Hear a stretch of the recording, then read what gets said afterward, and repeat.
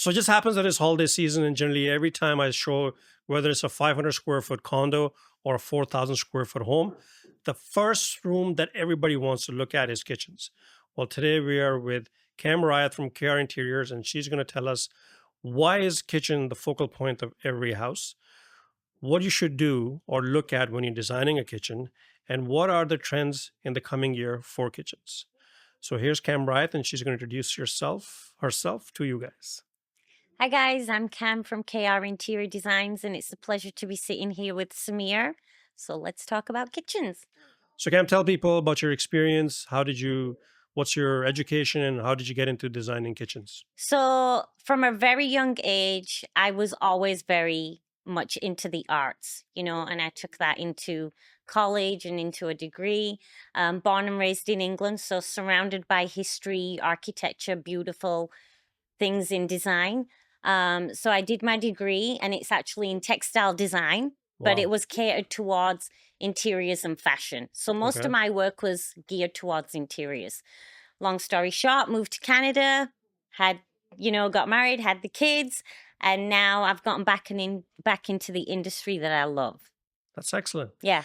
So, when I show people homes, and again, my perspective is a real estate agent's perspective because I want people to buy a home, and generally when we're buying a home, we're looking. There's three rooms you cannot compromise on: your family room, your primary bedroom, and your kitchen. And what I generally tell people is, how you know that you have a good kitchen is that you have a window on top of your sink. You got a U-shaped kitchen, right? Because it gives you a lot of cabinetry, ample counter space. Is that really so in No, today's world? Samir, stop saying that. I've been misleading all these Yes, people for all this misleading time. people. The old school mentality of having, the sink and the traditional window, it's still in place, but now a lot of people are really thinking about the functionality of their kitchen. And what really drives a kitchen space, and a lot to think about, is who's living in that space. Do you have small children? Are you a growing family that's going to grow into that house, condo, whatever it may be, for 5, 10 years? Do you have elderly living with you? So Mm, when I design a space, the most important question is who is living in that space? So that supersedes the traditional U-shaped thinking and the okay. sink and the window concept. So then tell me, so let's say, for example, you are building a kitchen for an elderly couple. Hmm. How is that different from building a kitchen for a young couple who might be having kids in the next 3, 4 years? Yep. So when I design a space for an elderly couple, it's really important to know, like, what their 5 year plan looks like in their space. Okay. Is somebody going to need wheelchair access? Even simple things like the handles that you put on your kitchen cabinet doors, are they ergonomical? Because a lot Hmm. of the handles right now are very squared and linear, but that's not always good for an elderly person because they prefer a rounded touch. Someone with arthritis, especially, can they grab something easily? Um, do we need hydraulic hinges so that it's easier for things to lift? Do they need extra task lighting because maybe they can't see certain things anymore?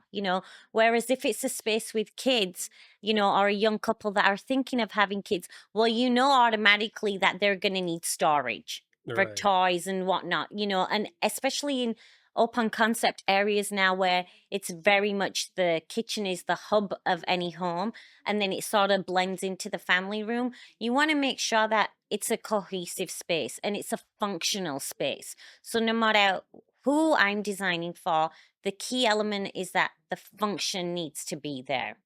So when you look at a functionality, can you still have design sense with functionality? Absolutely. Absolutely. And the Okay. biggest thing is that I ask clients is, what's your wish list?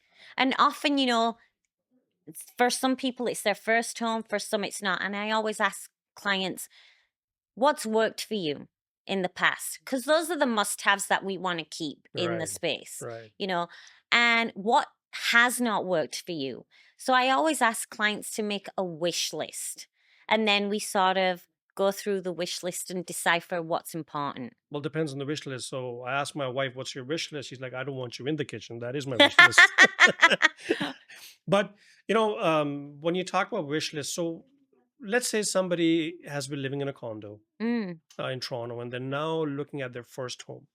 They may not know what's on their wish list. A lot of people, when they're single, maybe they don't cook, but once they're a couple, now, cooking becomes another great time for them to build memories in the family. yeah. So, what is like a basic, or what are the basics of a kitchen that everybody must cover when Yeah. they're designing a kitchen? So, one example of that is, traditionally in homes back in the day, you'd get your bank of drawers in a kitchen, it would just be four drawers. That's no longer enough. No, Appliances have come really far. Appliance garages are really popular. Um, LED sorry, lighting. appliance garage. Yeah. What's an appliance For garage? like your air fryer, coffee station, things like Ah, that, where things are more concealed, and it's not just having things sitting on your countertop. So it's trying to right. use spaces in a very multifunctional capacity. And if someone's moving from a condo to a home, it doesn't matter. The kitchen is always the hub. It's the key gathering space when you have people over. It's the hub of any home. It's where people gather. Everybody likes food, Yeah. right? People like to eat. So it really, you have to think about the house that they're going to move into and what they're really going to need. But there's so many different elements now with the LED lighting, the task lighting, um, different materials in a kitchen. It's Mhm. not before it used to be the traditional wood stained kitchen. Those are still there, but there's so many other materials. So a lot to think about, especially when you're going from a condo into a home because it's a bigger space generally. So talking about materials, so again, as a real estate agent, and when I'm advising my clients on surfaces for counters, everybody thinks, the best surface generally is quartz because it's not porous and it's pretty durable. But what are the other surfaces that are trending? Or I remember at one time everybody had a granite kitchen, but Yeah, I guess that's yeah, kind of getting phased out. yeah. Um, Granite's not getting phased out so much, but quartz is definitely taken over. Okay. Because there's been there's consistency in that quartz because of the way it's made. There's quartzite, there's marble, but clients always need to remember that for these surfaces, extra care needs to be given and sealing Mm. over the course of years. Porcelain's been really big. Porcelain is beautiful. And now we're seeing matte porcelain, Ooh, which is stunning. There's a lot of leathered look as well in really? countertops. Yeah, really, really beautiful. And, the trend has been that sort of wood look, that really natural look, because people are really loving that sort of warm, friendly environment. So And it's a wood, stone. stone, and then there's wood Interesting. countertops too. But when you do a wood countertop, it's really, really important that you work with a great vendor. I have one that I use for wood countertops because they seal the countertops properly, and that's really key. So it's funny you say that. So recently, just the wood counter, uh, we were out shopping and we were looking for a small cutting board because apparently a lot of the plastic cutting boards, when you're chopping, the plastic sort Yeah, of pops out. So absolutely. how sealed are these wooden kitchen counters? Like that's, I mean, Yeah, just to I'm think, I'm not like, gonna mention any exterior vendors like big box stores, but okay. you really have to work with someone who works with wood and understands it. Wood has a lot of characteristics. So when you're looking at a wood countertop, the staining, because of the wood and the characteristics and the grains, the stain could be different from one section to the other. So there'll be variations, That's right? amazing though. Right. And Yeah. that's the beauty of wood. But the key is to seal it properly, so that you can cut on it or you can use it as a countertop and things don't seep into that countertop. The last thing you want to get is those coffee rings. So sometimes people are afraid to spend money and make that investment. But there are key areas where you should make that investment. And when you're doing a wood countertop, you want to go with a great vendor that really specializes in wood countertops. I mean, you wouldn't ask a cabinet maker to do a drywall and do any drywall for you because that's not what they do. So now that's steps into the other question I had for you. Generally, when people are thinking of a kitchen renovation, Mm, they're like, "Oh, this is going to cost me a lot of money. mm, I got to get a guy who does everything for me. I got a guy who can do the flooring. He can, do my washrooms, and he'll do my kitchen." mhm. What would you say to people like that? So, as a designer for myself, I really enjoy working with one person that has a contractor that has his own crew. You Okay. know, I've been really fortunate to work with Joe Lombardi from EGL Design, because he has his own crew and it keeps the steps flowing for everything that we do collectively together, right? Okay. So he does the plumbing, he does the electrical, he's a master electrician by trade. It makes the plan of designing the space much easier rather than getting a plumber and then an electrician and nobody knows what the left hand's doing from the right, then it gets really complicated. So it's really beneficial to have one person that actually is on the job site as well, monitoring the crew and actually doing the work. So, I mean, I don't know. I don't know if I can say this, but I have young clients who will buy a home, and they'll ask me, "Samir, do you have a contractor?" I'm like, "Yeah, I do." And then they'll do exactly that. Like, you know what? We're gonna do this all piecework. We saw some photos of great kitchens on Instagram, and we bought some magazines on kitchens. But how important is it for someone actually to make that investment of hiring a designer when Hmm. they're designing, I guess, the focal point of their home? Yeah. As designers, we see things in a very different light. We're able to capture a space and envision it automatically. It's true, actually. We have this back wall here, and they had a little cat, and the cat had a little chip on it. She noticed it. I'm like, which The cat? What cat's chip? here So the somewhere. cat's not on this wall. But absolutely, designers have their eye, which, Yeah, we can like I can walk into a space and visualize it very clearly. I had a client and she had the L-shaped kitchen and I said to her, "That's got to go. Your tiles have to come out. We hmm, have to carry your flooring all through the house and we're going to put a crazy island in here." And she was sitting on her staircase and she was humming and hawing. And I said, "Trust me, you're going to have so much storage in this place, you won't hmm, know what to do with it." So we envision things a little bit differently. Not only do we envision things, but we also look at the electrical. Lighting is very important. sure. Natural lighting is very important. Um, Placement of cabinetry, placement of island, placement of lighting on the ceiling. Are we just doing pot lights? Um, so I always say to people, it's worth the investment because you can look at magazines, but the magazine will not tell you how to build a space for your family. I mean, I can relate to it. Every time I buy a blazer, I look at how it looks in the magazine. It never looks like that on me. Yeah. It's like buying a car. It's like buying a car. Yeah, right. You Yeah, can get all the bells and yeah, whistles, yeah. but do you need all those bells and whistles? So it's really important when I sit with clients, I have a consultation with them and I really drill down to what their needs are and also make recommendations, because that's what I do. So I'll ask a lot of personal questions. I've asked clients really crazy questions like, okay, how do you put your bras in your drawer when I'm doing a closet, for instance? Why are you asking me such Yeah, personal why? questions? Yeah. Because we need to know how big we need to make the draw, how wide, how narrow. Questions such as that, and if for kitchens, what appliances are you buying? It's really important to understand what kind of appliances going into the space because appliances also dictate how the layout's going to turn out. Okay. So a lot of South Asian people love to cook on gas. Oh.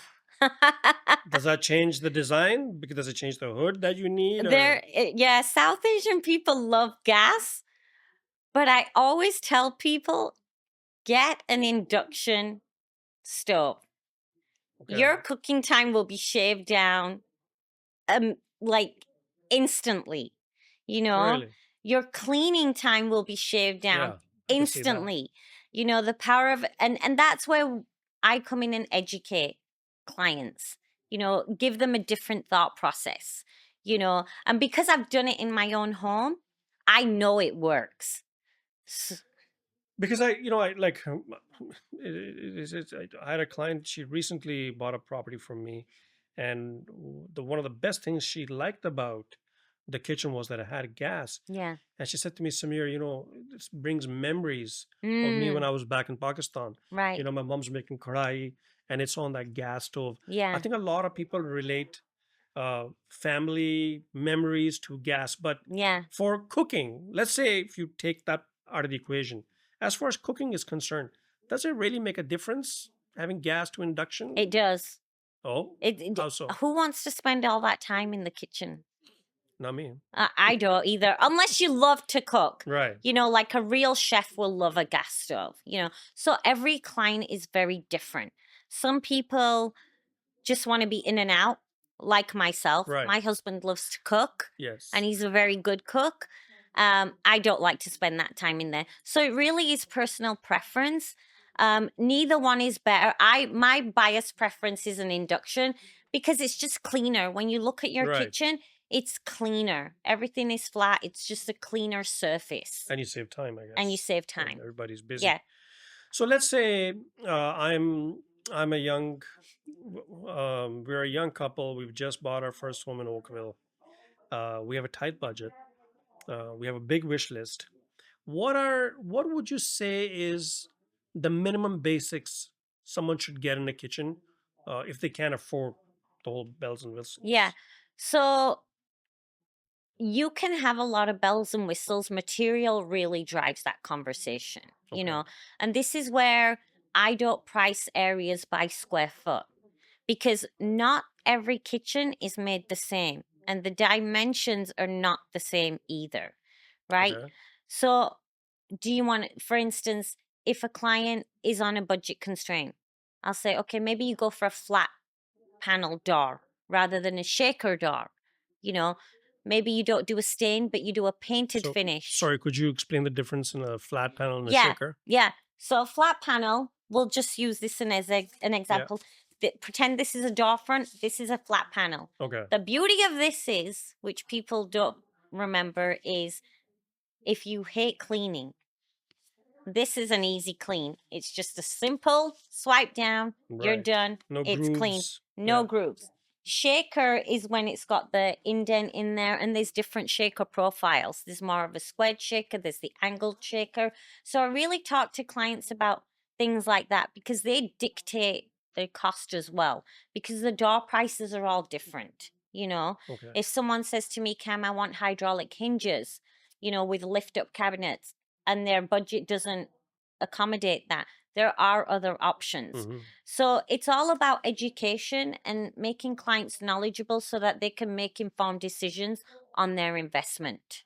So you would say, so would you say then that optics are not as important as, well, I guess it depends on the person. Depends Some on the people could be all person. about optics. Like, I don't really care about functionality. I don't cook much. I just want Yeah, my kitchen to look beautiful. exactly. Mm. But you can make cabinetry kitchens, any space look beautiful, and you can do it cost effectively. And it does depend on what you want, for sure. Okay. So then in the material of the cabinets, what increases price? I mean, I understand the flat to Yeah. shaker, but then what? Yeah. So you probably have seen a lot of vinyl wrap, which we see in a lot of condos. Yes. Yeah. They're great, but there's a lot of different vinyl wraps on the market. So it's Okay. really important that the cabinetry that I personally do is all mid to high end, you know, because the last thing I want is for that vinyl wrap to peel. And I've been in a lot of South Asian homes where I've seen that kitchen peeling, and I'm like, Well, you got a big pot of, yeah, on gas, and there's a lot of heat. that's right. Some people are, doing their pakode, and they got like the oil is still Yeah, hot. And exactly. yeah. And that's not the place that you want to do a vinyl Hmm. wrap because it's a Mm. high traffic area. So, a painted kitchen, and the beauty of a painted kitchen is that you can pick any color you want, I see. right? And then Okay. stained kitchens are obviously top tier. Walnut is very top tier. It just depends on your what you're looking for. And now we're seeing a lot of dual multi material kitchens where someone will have an island and it's a beautiful full wood grain, and then Okay. they've got painted cabinetry on the perimeter because that's where the cabinetry is being used the most. So there's a lot of different dynamics. So we work with any budget, but we're very, because I go through the education process Hmm. first, it's my job to educate clients to let them know what might happen should, steam or heat hit this certain area. So let's break it down into, let's say there's two sets of people. One is a young couple. They're getting into their first home and they want to invest in a kitchen, but they want to play it really safe. Yeah, They want, if you're ready to maybe move on to our next home the next 5 7 years, we want our kitchens to still be current. yeah, And then there's another couple who are like, you know what, we're at our dream home. yeah. We've got our dream space, dream location. We're gonna go full out. So how would you tackle the first one and then the second? So it's the same tackle. It's making that wish list. What's important? Because I don't know how a person lives. Only my client knows how they live, and what their needs are. And covering their needs is very, very important. Hmm. I feel like, and that's in any dynamic of any space, um, discussing, people are very afraid to talk about budget. Sure. When you're buying a car, you already know what's in the bank and how much you have to spend. But for some reason, in this industry of trades, people are very afraid to talk about what their budget is. Mhm. So I can go into the space and design you $100,000 kitchen, and then you're going to come to me and say, that's not how much money I have, right? Right. So it's really important to have those transparent conversations about money, because money is the driving factor of creating a space. You Absolutely. know, I need to know how much money you're willing to invest. And it is an investment. And the kitchen is generally the biggest investment in your space. Kitchen and baths, they say, right? Exactly. Mm. Yeah. So, and what if someone says, you know what, like, okay, I got a nice 3,500 square foot home. I want you to use the best materials Mm-hmm. that money could buy. Mm-hmm. You budget is not a Not a constraint. concern. So, like, Let's how? go to town. Yeah, exactly. So let's break it down. So I mean, how would you do it? How would you break this down? So if I'm doing a renovation in there, I always take the contractor on site. Okay. And the reason I do that is I'm not a contractor, right? They know how the beams are running through the house. If we've got architectural plans, we can both look at them. It saves time for myself and the client. So I'll always ask a client, Hmm. are you working with a contractor? Because for sure there's going to need to be some plumbing done. For sure there's going to be need to be some electrical, right? So I always take the contractor with me. And then we have a very open conversation with the client about what their needs are, what they want, what's their vision. And then sometimes I have to have the client think a little outside of the box, because people like to be a little bit traditional where they Sure. want their cabinetry all along every single wall. And then you're like, well, there's certain guidelines on footprint and walk space, you know, and especially I talked about elderly. Do we have someone in the house that's Mm. going to have a wheelchair? So it's really important to have those conversations. Once those conversations are had, and it's usually a good hour to get Okay. into the nitty gritty and the weeds of things. It's really important to know what appliances they're selecting. Are they doing panel ready appliances? Mm. Are there any particulars of how a fridge door might open? You know, are they getting a dishwasher? Where do they want their microwave? Do they need the microwave lower down? Or traditionally it's always higher up, Yeah. but for us people with small kids, it's or kids that are eight, Mm. 9, where they're pretty self-sufficient, it's useful to have it lower down in the island per se. So I try to maximize, I educate clients on maximizing the space and using the space like for an island. We never used to have cabinetry in islands, Right.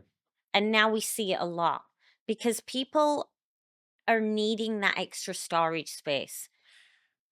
Why is that? Why? I mean, I look at when my parents, they cooked a lot more than we do, and they had less cabinetry. We have a lot more gadgets now, though. It's like you've Uh, got your Keurig, you've got your espresso machine, you've got this, you've got True. that. Pull out drawers are a big thing, because before, you would have your traditional pantry with all the shelves, Mm. right? But when you get to the bottom few shelves, you're always like Yeah. rummaging through. You Yeah. can never find anything. So pull out drawers are, have become these things have now become staples, you know, in a kitchen. And I guess the other thing that I see now, I mean, you look at some stores like Le Creuset. Mm. So people are, they may not be cooking so much, but when it comes to table settings, I think people are a lot more experimental than they were.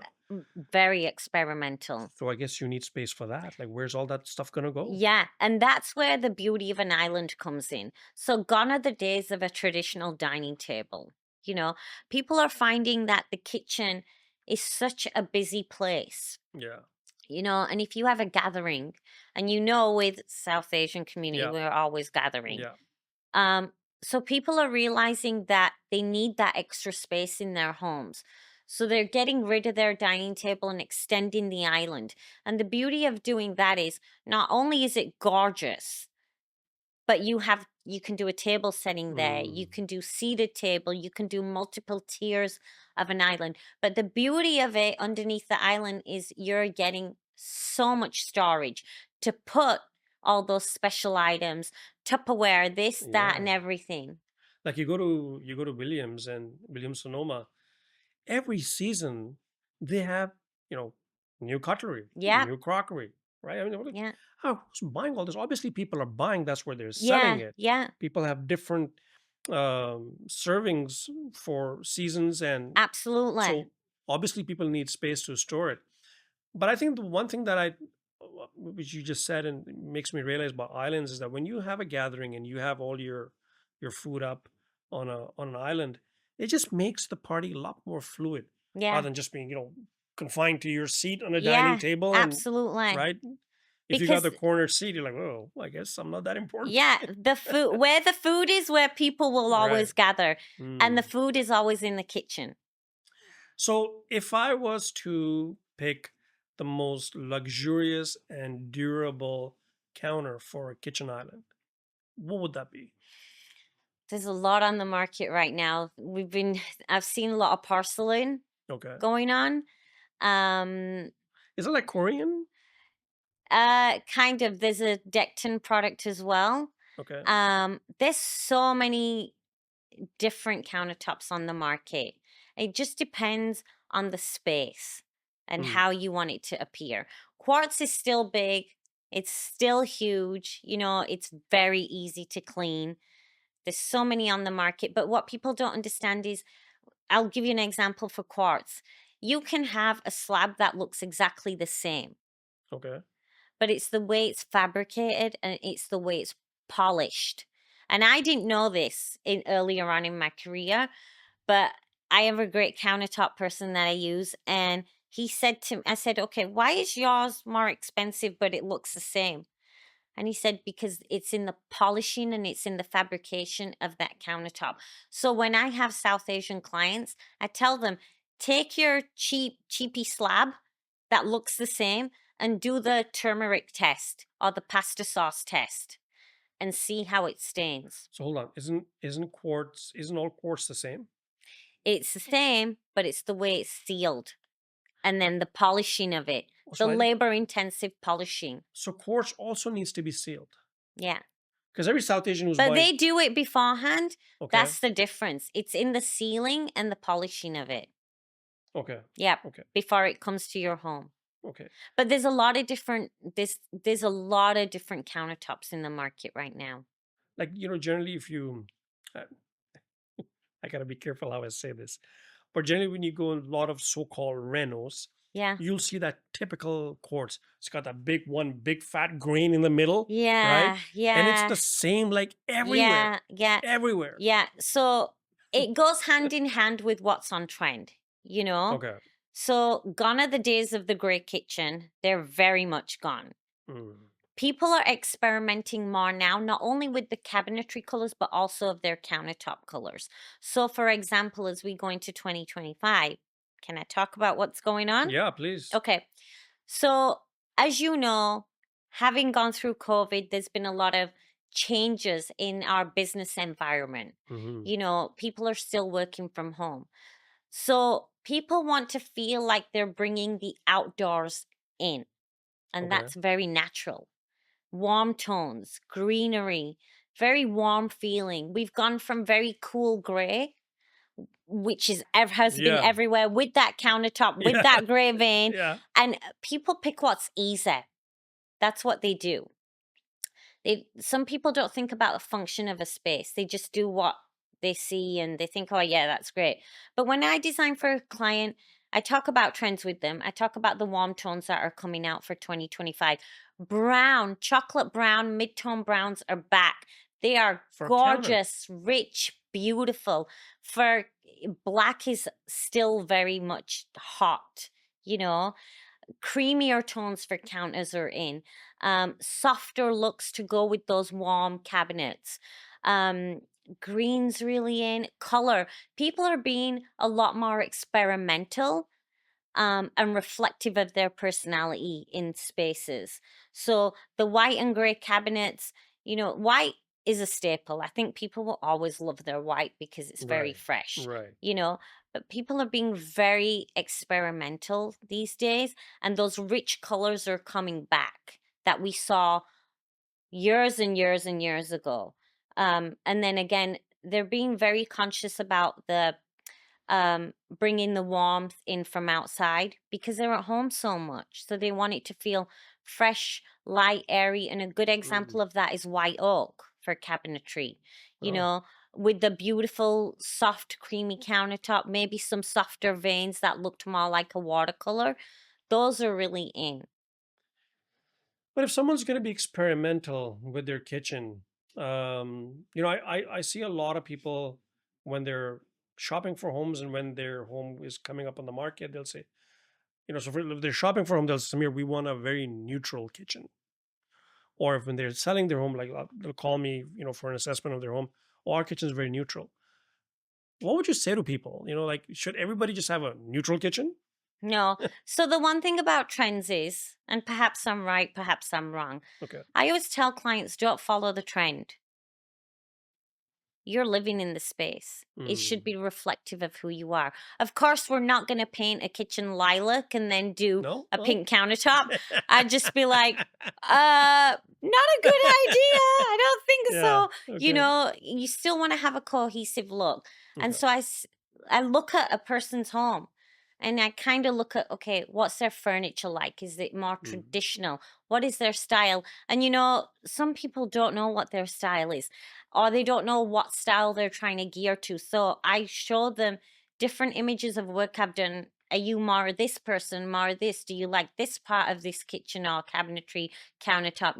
And so I try to understand who they are, because a lot of people sift through Pinterest, magazines, and things like that, and it doesn't always work. Yeah. Right? Yeah. Because it's not reflective of them. So trends are amazing. They're great guidelines. I love them. But I always say to clients, who are you? Because you have to live in that space. And the kitchen is generally the biggest investment in the house. So you want to make that investment Mhm. work for you for years to come. I've heard from people that they don't know what they like, but they do know what they don't like. That's right.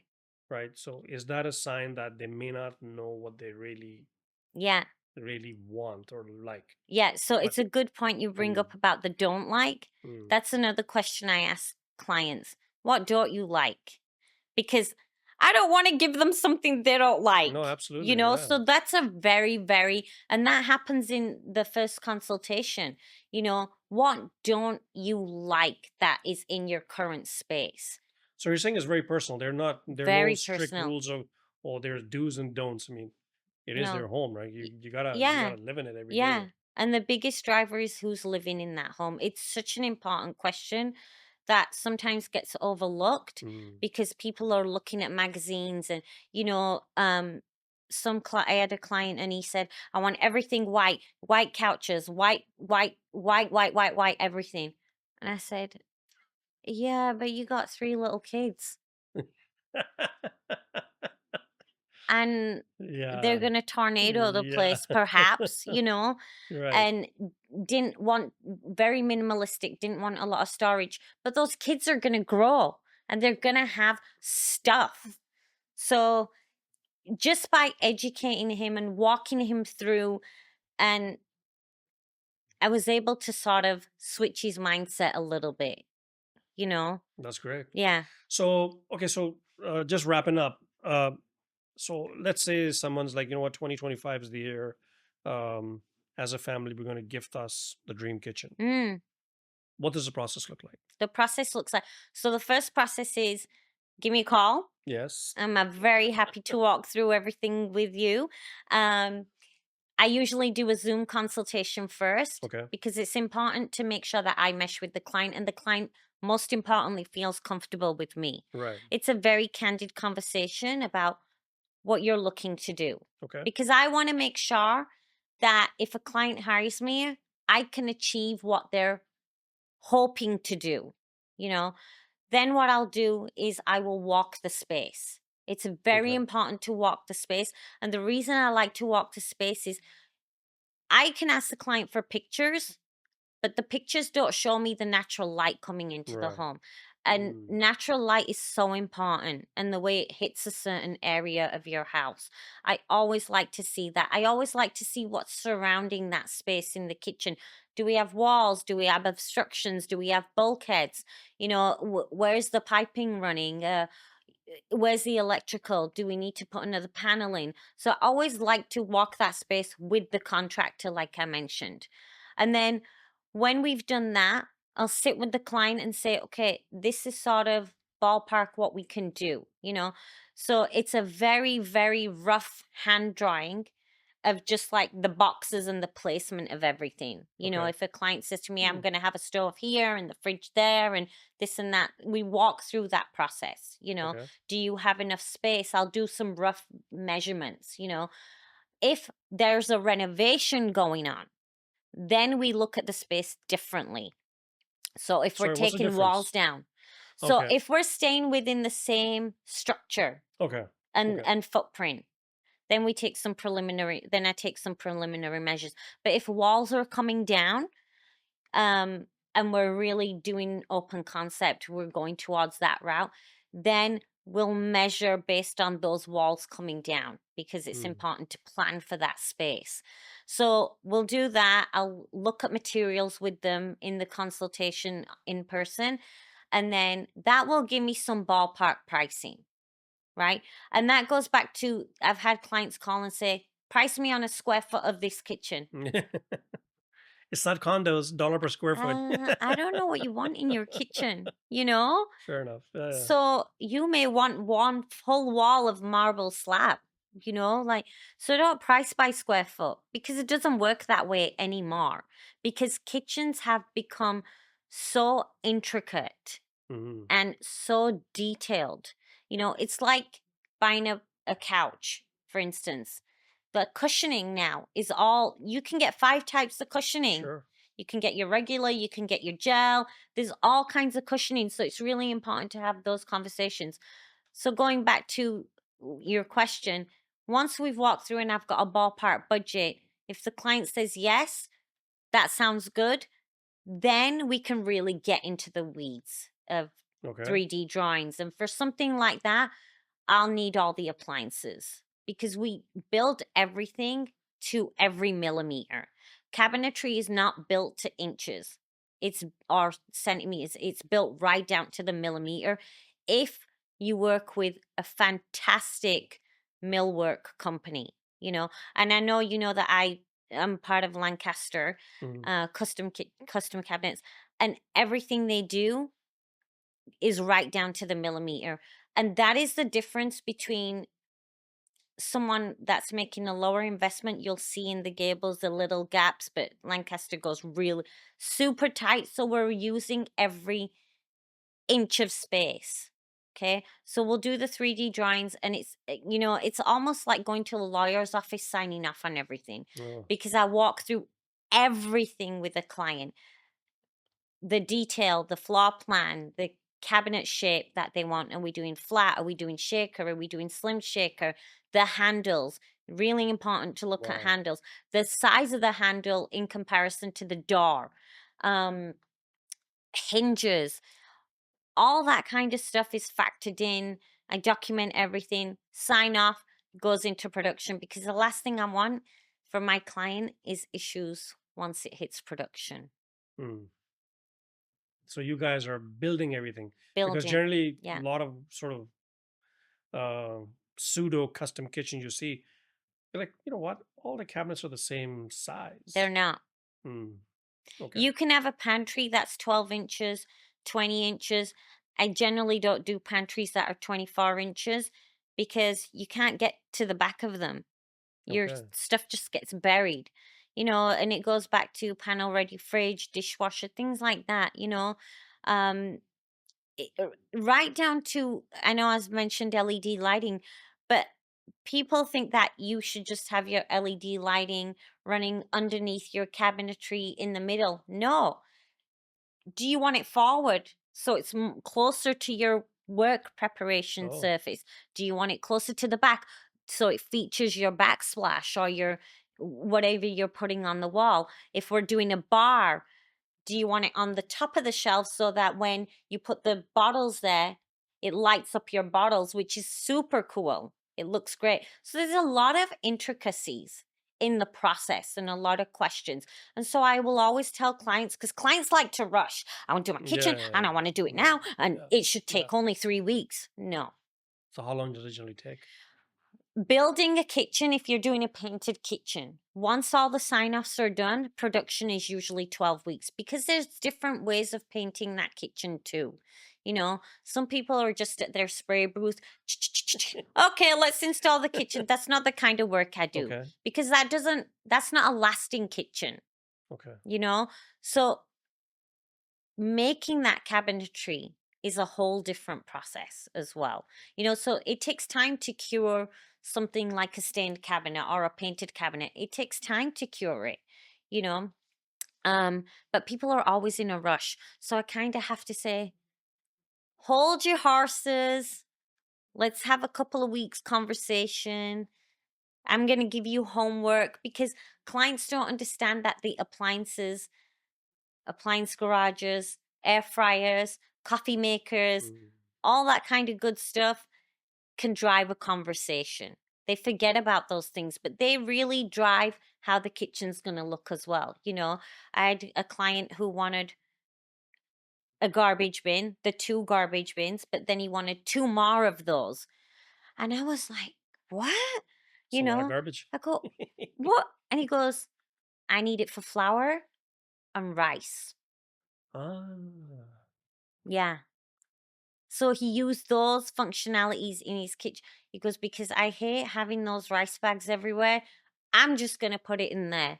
Great idea. I've never even seen that or heard of that before. Yeah. It Wow. was very unique that he Hmm. did that. But for their kitchen, it works. So it's all planning ahead because the most important thing is to make the space functional.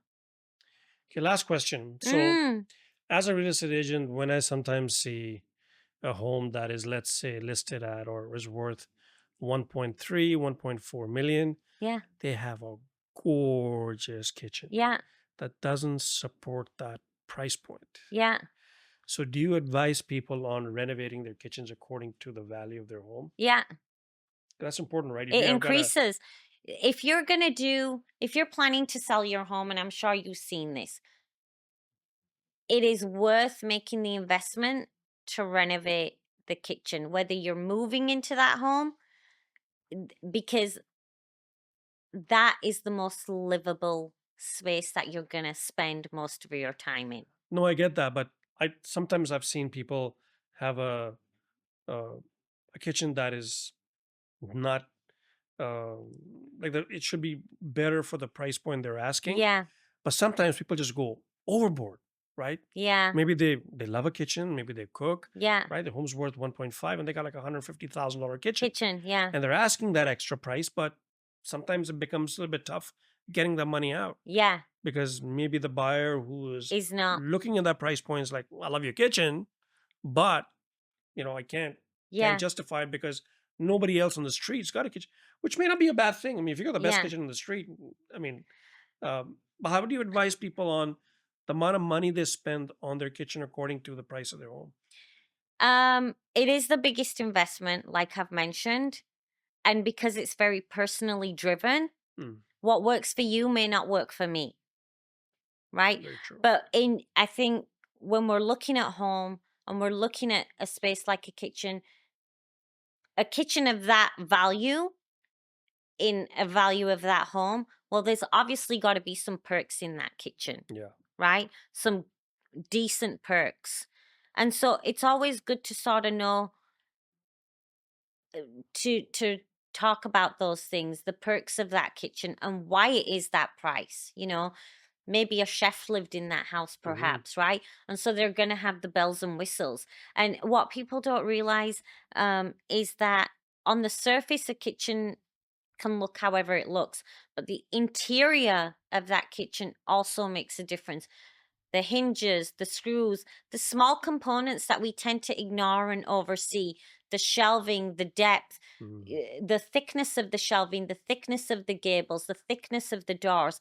People tend to overlook those things, but they all add value into that investment.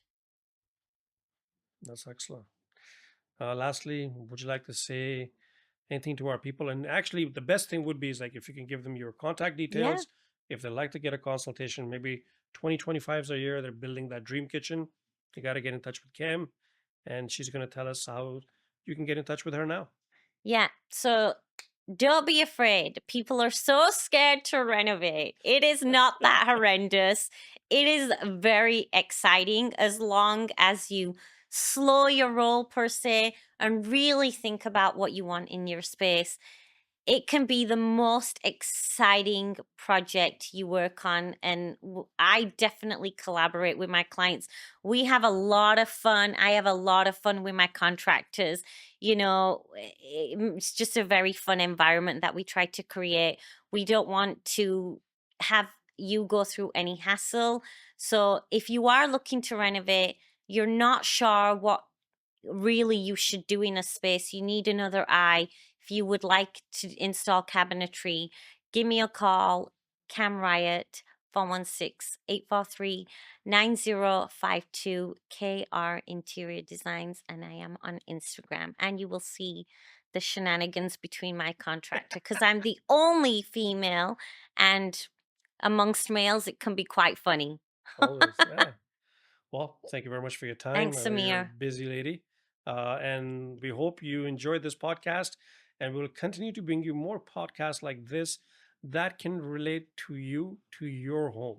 Rather than me just giving you, oh, the market is doing this, I think it's very important for people to enjoy the space they're in. And if they're moving on, you got to work with professionals like Cam to envision what your future place should look like. Thanks for watching, and we'll see you in the next podcast.